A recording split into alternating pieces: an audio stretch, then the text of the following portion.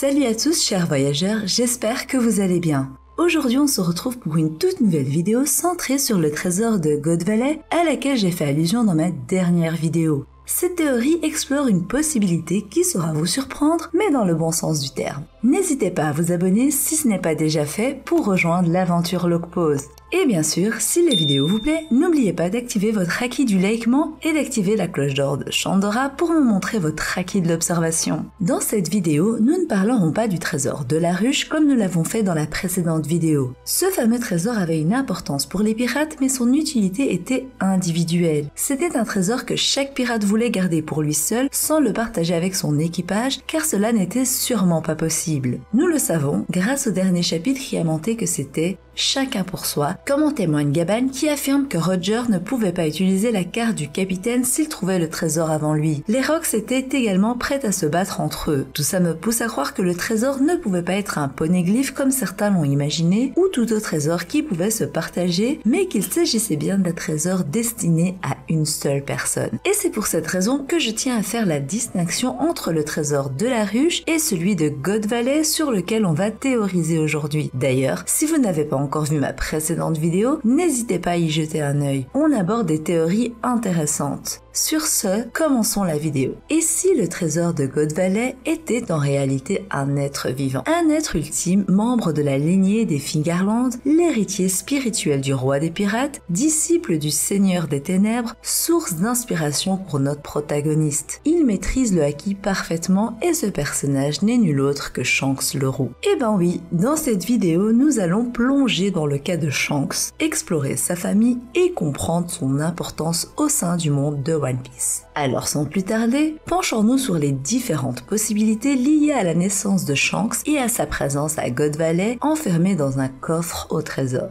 Il était une fois une lignée fascinante, les Fingerland dont le sang divin des dragons célestes coulait dans leurs veines. Leur nom était synonyme de prestige et leur réputation était inébranlable. Parmi eux se trouvaient les plus éminents et renommés des dragons célestes. Du moins, selon ce que l'on savait, cette illustre famille comptait en son sein le chef des chevaliers sacrés, Garling, et un empereur des mers, Shanks. Cependant, il est important de noter que cette dernière information est sujette à confirmation, étant basée sur le film Red et non entièrement vérifiée à 100%. Selon ce que l'on raconte, le père de Shanks était supposément le champion incontesté de God Valley, le redoutable Garling Fingerland. Il était un personnage d'une importance colossale et d'une puissance terrifiante, ce qui ne nous étonne guère lorsque l'on observe son fils. En effet, tous deux sont dotés d'un charisme inébranlable et d'une puissance qui émane de leur simple présence. Garling dans sa jeunesse fait penser fortement à Shanks tant par sa prestance que par sa force. Même s'ils ont deux personnalités à l'opposé, Garling était un déchet de l'humanité et Shanks tout l'inverse. En ce qui concerne la mère de Shanks, deux possibilités s'offrent à nous. Ces deux possibilités sont diamétralement opposées. Elles sont également tout aussi intrigantes chacune à sa manière. Tout commence avec la naissance de Shanks, un enfant qui était destiné à devenir une figure imminente. La question demeure, comment ce petit être précieux est-il arrivé dans ce monde tourmenté? Nous pouvons supposer que sa mère, une femme dont le destin semblait condamné, a donné naissance à Shanks pendant une violente bataille, la bataille de God Valley. Elle fait alors un acte extraordinaire pour protéger la vie de son fils en le plaçant dans un coffre, loin de la fureur du conflit. Était-elle une esclave prisonnière de son destin, ou peut-être même une Tenryubito, mais avec un cœur compatissant qui la poussa à éloigner son fils de l'inhumanité qui l'entourait. Garling de son côté aurait pu avoir un fils qu'il aurait rêvé de voir succéder à la tête des prestigieux chevaliers sacrés par pur orgueil familial. Cependant, les événements ne semblent pas s'être déroulés de cette manière. On ne peut s'empêcher de se demander comment le destin du bébé a pu basculer vers ce coffre au trésor et c'est là que plusieurs possibilités s'offrent à nous. La première théorie suggère que la mère de Shanks, esclave ou Tenryubito au cœur compatissant, a fait ce geste héroïque pour sauver son fils de la cruauté de ce monde en le préservant de l'influence corruptrice des dragons célestes. En effet, nous savons que les coffres au trésor étaient à disposition de quiconque vu qu'Ivankov et Kuma ont pu dérober deux récompenses à savoir le fruit du dragon azur et le Nikyu Nikyu no Mi. Cela voudrait potentiellement dire que 2 coffres étaient donc vides et laissés sur le podium des récompenses pour les gagnants de la chasse à l'homme. Nous avons pu constater que lors de cette chasse, le peuple était désespéré et que les gens ne cherchaient qu'à fuir pour survivre. Parmi les habitants de God Valley, nous avons pu voir en premier plan une femme tenant un bébé pleurant à chaudes larmes, comme si son enfant était mort. Je ne dirais pas que Shanks était cet enfant, mais avec cette planche, nous pouvons supposer que ce n'était pas la seule mère qui cherchait à protéger son enfant. Ainsi, nous pouvons imaginer qu'une autre mère, celle de Shanks, avait son bébé entre les mains et cherchait coûte que coûte à le protéger. Grâce à la discorde semée avec l'arrivée des pirates, celle-ci avait eu une idée de génie pour protéger son enfant, retourner à l'endroit où se trouvaient les coffres au trésor pour y cacher son enfant, Shanks. Elle ne serait pas restée à ses côtés, craignant d'attirer l'attention sur le coffre et donc de faire tomber son plan à l'eau. Cette femme serait donc une simple habitante de God Valley qui aurait eu une relation avec Garling, soit une esclave à la solde de ce dernier qui aurait été emmenée sur l'île de God Valley pour faire partie de cette chasse à l'homme. Nous pouvons également supposer que sa mère était une dragon céleste et qu'elle a décidé de cacher son fils dans le coffre au trésor ayant pris peur suite à l'invasion des pirates sur l'île. Bien entendu, nous pouvons avancer l'idée selon laquelle Shanks était une récompense précieuse destinée à sceller un accord ou à réparer une dette. En effet, Shanks, esclave de naissance, était peut-être une récompense à part entière choisie par les dragons célestes. Garling aurait été contraint ou non à offrir son fils en récompense à la suite d'une erreur qu'il aurait commise ou pour sceller un accord avec les dragons célestes. Bien entendu, selon cette hypothèse, Shanks ne peut pas être le fruit de l'union entre 2 dragons célestes, mais il serait un fils illégitime et surtout un fils que Garling aurait eu avec une esclave et qu'il ne chérissait pas et considérait comme un être inférieur, une disgrâce, une honte. Voilà, nous avons parlé des différentes possibilités que j'ai envisagées. Cependant, celle qui me semble la plus plausible à mes yeux est selon laquelle Shanks est né esclave, héritant ainsi de la condition sociale de sa mère. Cette hypothèse prend tout son sens dans le contexte chaotique qui a suivi le tournoi avec l'irruption soudaine des pirates les plus redoutés du monde.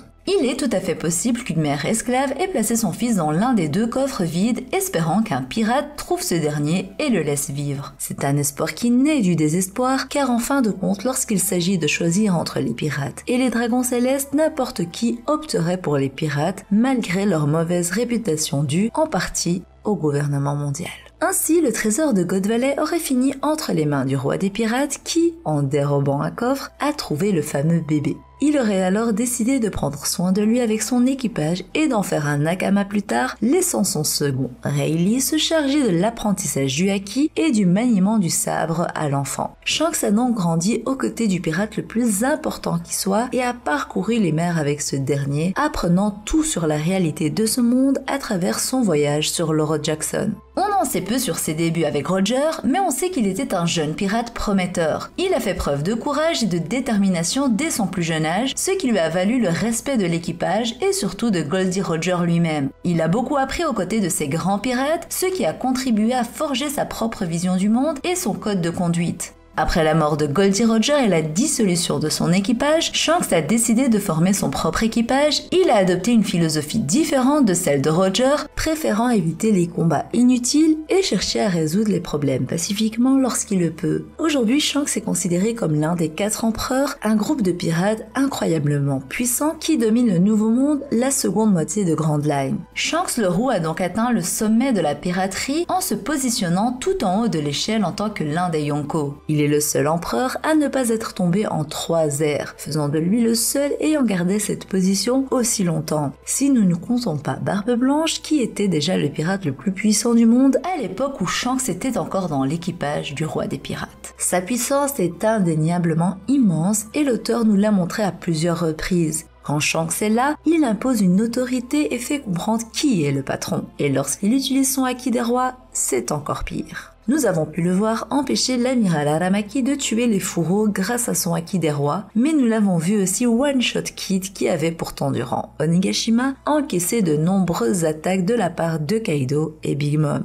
Il est même celui qui a fait tomber la Yonko avec Law, mais Shanks l'a battu d'une facilité déconcertante. Ceci est un choix scénaristique très bien placé de la part d'Oda, montrant que l'échelle de puissance ne cesse de monter et que les empereurs Barbe Noire et Shanks seront plus puissants que Kaido et Big Mom. Ainsi, si après 1086 chapitres, Shanks n'a jamais été vu en position de faiblesse ou blessé mais qu'il est toujours montré comme intouchable, bien que l'on avance dans l'œuvre, à quoi peut-on s'attendre de la part de ce personnage ? À l'image de Dragon, Shanks aura un énorme impact dans l'histoire de One Piece très bientôt, ce dernier ayant lui-même dit à son second Beckman qu'il était temps pour eux de se lancer dans la course au One Piece. Une course qui existe depuis 24 ans mais que le Roux n'a rejoint que récemment, encore un choix de l'auteur faisant comprendre à quel point Shanks est puissant. Nous avons là potentiellement le meilleur utilisateur du haki de toute l'œuvre, pouvant même surpasser ou égaler en tout cas Roger et Barbe Blanche, tandis que son opposé Teach égalera ou surpassera tôt ou tard Rox d'Ishebek. Outre sa puissance, Shanks a une importance dans le maintien de l'équilibre de la géopolitique. En effet, ce dernier peut se voir accorder une audience avec les doyens en personne afin de discuter des choix à faire. Alors, nous comprenons que l'euro ne se mesure pas au gouvernement mondial directement, mais qu'il cherche à préserver un équilibre dans le monde avec cette institution qui, même s'il cache énormément de choses, a un rôle primordial dans la société. Shanks, de par son sang de dragon céleste, en tant que membre de la lignée des Figarland, aurait donc accès à des privilèges qu'un homme lambda n'aurait pas. Communiquer avec la plus haute instance du gouvernement mondial, le Gorosei, et potentiellement avec celle qui se trouve encore au-dessus, Im-sama. Et oui, que Shanks connaisse l'existence de Im-sama serait pas surprenant maintenant que Sabo est au courant. Des personnes dont l'importance est capitale doivent être au courant au sujet de l'existence de la personne qui s'assoit sur le trône vacant, Im-sama. En dehors des révolutionnaires, Shanks est le plus plausible de par les privilèges qui lui sont accordés, mais surtout de par sa puissance car les privilèges ne lui seraient pas accordés s'il était un maillon faible.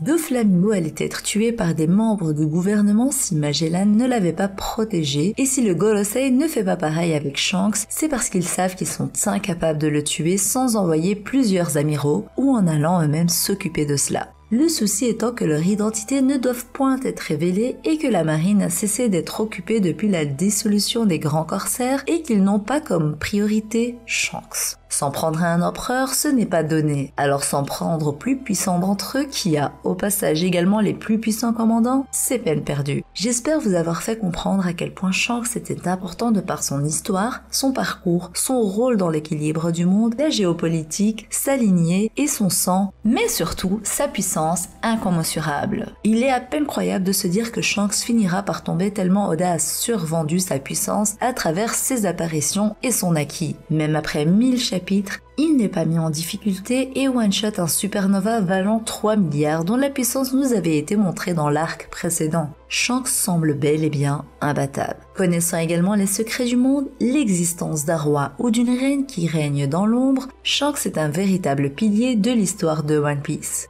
Son entrée dans la course risque de fortement impacter les cours de l'histoire et le seul que Shanks redoute, et ce depuis la cicatrice qui lui a été infligée, est l'empereur ténébreux qui est tout autant mystérieux et doté d'un grand savoir sur le monde. Alors nous ne le sous-estimons pas car depuis son triomphe face à Ace, ses calculs et agissements minutieux l'ont toujours emmené plus haut et il risque d'être instoppable si ça continue comme ça. Voilà les voyageurs, nous arrivons à la fin de cette vidéo et j'espère qu'elle vous aura plu. N'hésitez pas à partager vos avis en commentaire, j'essaie de lire et de répondre à tout le monde. Sur ce, je vous dis à la prochaine et d'ici là, portez-vous bien. Bisous!